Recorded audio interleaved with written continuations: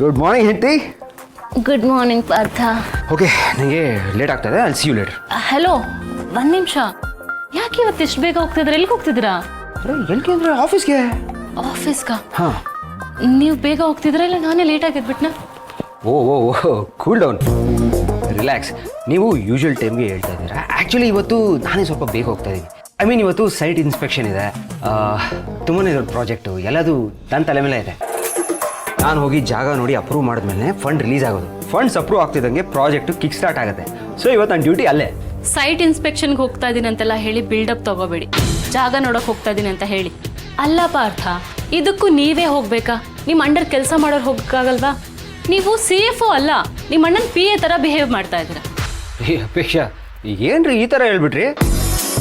ನೋಡಿ, ನಾನು ಆಗಲೇ ಹೇಳ್ದಂಗೆ ಇದು ಸಣ್ಣ ಪ್ರಾಜೆಕ್ಟ್ ಅಲ್ಲ, ತುಂಬಾ ದೊಡ್ಡ ಪ್ರಾಜೆಕ್ಟು. ಅಲ್ಲ, ನೀವು ಸೈಟ್ ಇನ್ಸ್ಪೆಕ್ಷನ್ ಅಂದರೆ ಏನು ಅಂದ್ಕೊಂಡಿರಾ? ಹೋಗಿ ಸೈಟ್ ಸೀಯಿಂಗ್ ಮಾಡ್ಕೊಂಬರೋದು ಅಂದ್ಕೊಂಡ್ರಾ? ಅಲ್ವೇ ಅಲ್ಲ. ನೋಡಿ, ಫಸ್ಟ್ ಹೋಗಿ ಜಾಗನ ನೋಡಬೇಕಾಗತ್ತೆ, ಆಮೇಲೆ ಅದ್ರ ಸುತ್ತಮುತ್ತ ಇರೋ ಪ್ರಾಪರ್ಟೀಸ್ಗಳನ್ನೂ ನೋಡಬೇಕಾಗತ್ತೆ, ಆಮೇಲೆ ಆ ಸೈಟಿನ ವ್ಯಾಲ್ಯೂ ಚೆಕ್ ಮಾಡಬೇಕಾಗತ್ತೆ, ಆಮೇಲೆ ಅದನ್ನು ಎಷ್ಟು ಡೀಲ್ ಮಾಡಬೇಕು ಅಂತಲೂ ಯೋಚನೆ ಮಾಡಬೇಕಾಗತ್ತೆ. ಇದು ಜಸ್ಟ್ ಆರ್ಡಿನರಿ ಎಂಪ್ಲಾಯೀಸ್ ಕೈಲಿ ಮಾಡೋ ಕೆಲಸ ಅಲ್ಲ. ಇದೊಂಥರ ಹೈ ಲೆವೆಲ್ ಮ್ಯಾನೇಜ್ಮೆಂಟಿಗೆ ಸಂಬಂಧಪಟ್ಟ ಕೆಲಸ, ನನಗೆ ಸಂಬಂಧಪಟ್ಟ ಕೆಲಸ. ಅಪೇಕ್ಷಾ, ಆಮೇಲೆ ಇನ್ನೊಂದು ವಿಷಯ ಗೊತ್ತಾ? ಈ ಪ್ರಾಜೆಕ್ಟ್ನ ನಾನು ನೋಡಿ ಓಕೆ ಮಾಡಿದ್ಮೇಲೆ ಬಿಗ್ ಬ್ರೋ ಓಕೆ ಅಂತ ಹೇಳೋದು. ಐ ಮೀನ್, ಇದರಲ್ಲಿ ನಂದೇ ಒಂಥರ ಲೀಡ್ ರೋಲ್ ಇದ್ದ ಹಾಗೆ. ಹೌದು, ಆದರೆ ನಿಮ್ಮ ಅಣ್ಣ ಅಂತ ಬಂದರೆ ಮನೇಲಿ ಎಲ್ಲರೂ ಸೈಡ್ ರೋಲ್ ಆಗ್ತಾರೆ. ಏನ್ರಿ ನೀವು ಈ ಥರ ಎಲ್ಲ ಅನ್ಕೋತೀರಾ? ಅಂದ್ಕೊಳ್ಳೋದೇನು ಇಲ್ಲ ಪಾರ್ಥ, ಇರೋ ವಿಷಯನೇ ಹೇಳ್ತಾ ಇದ್ದೀನಿ. ಸರಿ, ಹಾಗೆ ಹೋಗ್ಬೇಡಿ, ತಿಂಡಿ ತಿನ್ಕೊಂಡು ಹೋಗಿ. ತಿಂಡಿ ತೊಗೊಂಡು ಬರ್ತೀನಿ. ಅಯ್ಯೋ, ಬೇಡ ಬೇಡ ಬೇಡ ಬೇಡ, ನೀವು ಆರಾಮ್ಸೆ ಮಲ್ಕೊಳ್ಳಿ. ನೋಡಿ, ಈ ಚಳಿಗಾಲದಲ್ಲಿ ನಿದ್ದೆ ಮಾಡಿದ್ಮೇಲೂ ಮಲ್ಕೊಳ್ಳೋದಿದೆಯಲ್ಲ, ಅದೊಂಥರ ಚೆನ್ನಾಗಿರುತ್ತೆ. ಸೊ ನೀವು ಮಲ್ಕೊಳ್ಳಿ, ನಾವು ಹೊರಗಡೆ ಎಲ್ಲರೂ ಬ್ರೇಕ್ಫಾಸ್ಟ್ ಮಾಡ್ತೀನಿ. ಓಕೆ? ಇಷ್ಟೊಂದು ಓವರ್ ಆಕ್ಟಿಂಗ್ ಮಾಡೋ ಅವಶ್ಯಕತೆ ಇಲ್ಲ ಪಾರ್ಥ. ಅಲ್ಲ, ತಿಂಡಿನೂ ತಿಂದೆ ಹೋಗೋಷ್ಟು ಕೆಲಸನ ನಿಮಗೆ? ನೀವು ಹೆಂಗೆ ಬಿಹೇವ್ ಮಾಡ್ತಿದ್ದೀರಾ ಗೊತ್ತಾ? ಪ್ರಪಂಚದಲ್ಲಿರೋ ಎಲ್ಲ ಕೆಲಸನೂ ನಿಮಗೆ ಸಿಕ್ಕಿದೆ, ನೀವು ಒಬ್ಬರೇ ಕೆಲಸ ಮಾಡ್ತಿದ್ದೀರಾ ಅನ್ನೋ ಥರ ಮಾಡ್ತಿದ್ದೀರಾ.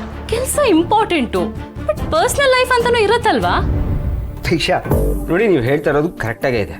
ಬಟ್ ಏನು ಗೊತ್ತಾ, ಇದು ನಾರ್ಮಲ್ ಪೀಪಲಿಗೆ ಮಾತ್ರ ಅಪ್ಲೈ ಆಗುತ್ತೆ, ನಮ್ಮಂಥ ಬಿಸ್ನೆಸ್ ಫ್ಯಾಮಿಲೀಸ್ಗೆ ಅಪ್ಲೈ ಆಗಲ್ಲ ಕಣ್ರಿ. ನೋಡಿ, ಕೆಲಸ ಮಾಡೋದಕ್ಕಿಂತ ಹೋಗಿ ಕೆಲಸ ಮಾಡಿಸೋದಿದೆಯಲ್ಲ, ಅದು ತುಂಬಾ ದೊಡ್ಡ ಕೆಲಸ. ಒಂಚೂರು ಹೆಚ್ಚು ಕಮ್ಮಿ ಆದ್ರೂ ಎಲ್ಲದೂ ನಮ್ಮ ತಲೆಗೆ ಬಂದ್ಬಿಡುತ್ತೆ.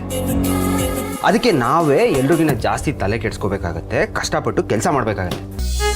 ಅಪೇಕ್ಷಾ, ನೋಡಿ, ಲೈಫಲ್ಲಿ ನಮ್ಗೆ ಇಷ್ಟ ಬಂದಾಗೆ ನಾವು ಬದುಕಬೇಕು ಅಂದರೆ ಕಷ್ಟಪಟ್ಟು ನಾವು ಕೆಲಸ ಮಾಡಲೇಬೇಕು. ಎನಿವೇಸ್, ಇವಾಗ ನನಗೆ ಲೇಟ್ ಆಗ್ತಾ ಇದೆ, ನಾನು ಸಂಜೆ ಬೇಗ ಬರ್ತೀನಿ. Okay? You take care. Bye. Bye.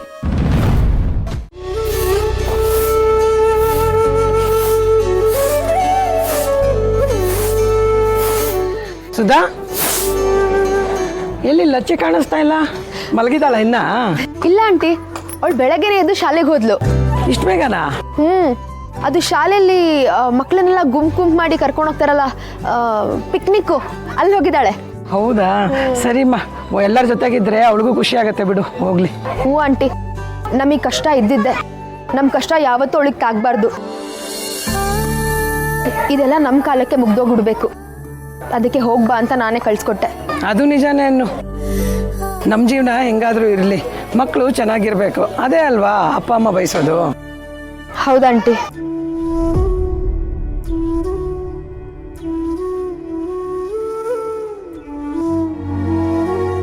Sudha, ಏನಮ್ಮ ಯೋಚನೆ ಮಾಡ್ತಾ ಇದೀಯಾ? ಏನಿಲ್ಲ ಆಂಟಿ.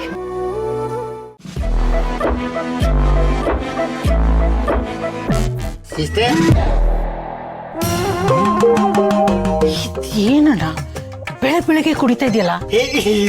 ನಾನು ಯಾಕೆ ಕುಡಿತಿದ್ದೀನಿ ಅಂತ ಕೇಳು. ಹೇಳ್ತಿಷ್ಟೆ. ಯಾಕೆ? ಈಗ ನನಗೆ ಮೆಲ್ಲಂಗ್ ಮಾತಾಡು. ರೂಢಿಸಿತ್ತು.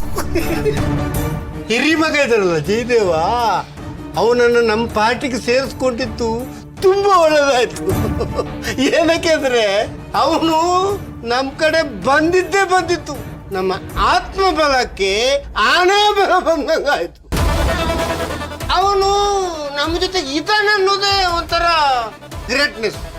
ನಿನ್ನ ಮಗ ಇದನ್ನಲ್ಲ ಜಯದೇವು, ಅವನಿಗೆ ನುಗ್ಗೋದು ಒಂದೇ ಗೊತ್ತು, ಹಿಂದೆ ಹೆಜ್ಜೆ ಇಟ್ಟೇ ಗೊತ್ತಿಲ್ಲ ಸಿಸ್ಟರ್. ಅವನು ಒಂದು ಕೆಲಸಕ್ಕೆ ಕೈ ಹಾಕದ ಅಂತ ತಿಳ್ಕೊ, ಇವನು ತಿಳ್ಕೊ, ಅದು ಆಯ್ತು ಅಂತಲೇ ಲೆಕ್ಕ. ನಾನು ನಮ್ಮ ವಿಜಯೋತ್ಸವ ಇದೆಯಲ್ಲ ಅದನ್ನು ಅಡ್ವಾನ್ಸ್ಡ್ ಆಗಿ ಆಚರಿಸ್ತಿದ್ದೀನಿ ಅಂದರೂ ತಪ್ಪಿಲ್ಲ. ಅಂದರೆ ಭಾಗ್ಯ ಮತ್ತು ಅವ್ರ ಮಗಳು ಸಿಗೋ ಥರ ಇದೆಯಾ? ಅವರು ಎಲ್ಲೇ ಇರಲಿ, ಯಾವ ಬಿಲದಲ್ಲಿ ಬೇಕಾದ್ರೆ ಅಡಗಿರಲಿ, ನನ್ನ ಅಳಿಮಯ್ಯ ಅಂದರೆ ನಿನ್ನ ಮಗ ಜಯದೇವ ಅವ್ರನ್ನು ಹುಡುಕಿ ತೆಗಿತೀನಿ ಅಂತ ಶಪಥ ಮಾಡಿದ್ದಾನೆ ಗೊತ್ತಾ? ಅಷ್ಟೇ, ನಿನ್ನ ಮಗ ಹೋಗ್ತಿರೋ ಸ್ಪೀಡ್ ನೋಡ್ಬಿಟ್ರೆ ಆದಷ್ಟು ಬೇಗ ನಮಗೊಂದು ಒಳ್ಳೆ ಸುದ್ದಿ ಸಿಗೋದ್ರಲ್ಲಿ ಯಾವ ಅನುಮಾನವೂ ಇಲ್ಲ. ನೀನು ಹೆಮ್ಮೆ ಬಿಡಬೇಕು, ಹೆಮ್ಮೆ. ಅಲ್ಲಣ್ಣ, ಜಯದೇವ್ ಭಾಗ್ಯನ ಯಾವತ್ತೂ ನೋಡೇ ಇಲ್ಲ. ಅದರಲ್ಲೂ ಅವಳಲ್ಲಿ ಎಷ್ಟೋ ಬದಲಾವಣೆ ಆಗಿರತ್ತೆ ಅಂದಮೇಲೆ ಹೇಗನ್ನ ಕಂಡುಹಿಡಿತಾನೆ? ಕಷ್ಟ ಆಗಲ್ವಾ? ಕಷ್ಟ ಆಗತ್ತೆ, ಆದರೂ ಅವನು ಕಂಡು ಹುಡುಕ್ತಾನೆ. ಅವನು ಚಾಲೆಂಜಿಗೆ ಚಾಲೆಂಜ್ ಮಾಡೋ ನಿನ್ನ ಮಗ. ಆದಷ್ಟು ಬೇಗ ಅವಳನ್ನ ಎಡೆಮುರಿ ಕಟ್ಟಿ ನಿನ್ನ ಕಾಲ್ಬುಡದಲ್ಲಿ ತಂದಾಕ್ತಾನೆ. ಇವನು ಅಂದರೆ ಅವಳು ಸಿಗ್ತಾಳಲ್ವಾಣ? 10 ಸರ್ತಿ ಹೇಳಿದೆ ನಾನು. ಈಗಲೂ ಅವಳು ಸಿಗ್ತಾಳಲ್ಲ ಅಣ್ಣ ಅಂತ ಕೇಳಿದಿಲ್ಲ.